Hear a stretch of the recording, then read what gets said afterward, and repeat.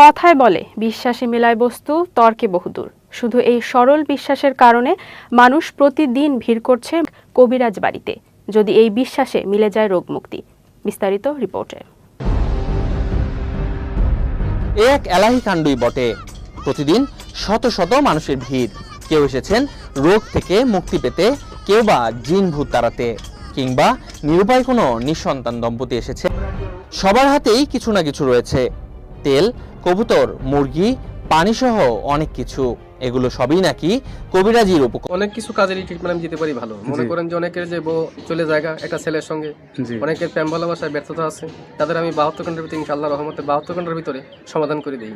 অনেকের জিনে ধরে ফেলাইছে, অনেকের জায়গা মিলে মামলা, অনেকের শত্রু বাড়িতে, অনেকের ভাই বোনে ভাইতাই মিল নাই, ঠিক আছে, সেইগুলো আমি কাজ করে দিই। আমি কাজে বিশ্বাসী, আমি কাজ করবো পরে আপনি আমরা খুশি করবেন, ঠিক আছে, এই আমার কথা, ঠিক আছে। এরা হলো রাহুর হার। আচ্ছা আচ্ছা, হার দিয়ে আমি মানুষকে জিন সাধন করি। আচ্ছা আচ্ছা, বোতলে জিন সাধন করে সাগরে নিক্ষেপ করি। আচ্ছা আচ্ছা, মানুষের মানুষ বান মারে, নষ্ট করে, সেই রোগের কাজ করি আমি। এগুলো বোতলে ভরে মানুষ চালান করে দিই আচ্ছা নদীতে। কথা বুঝতে পারছেন?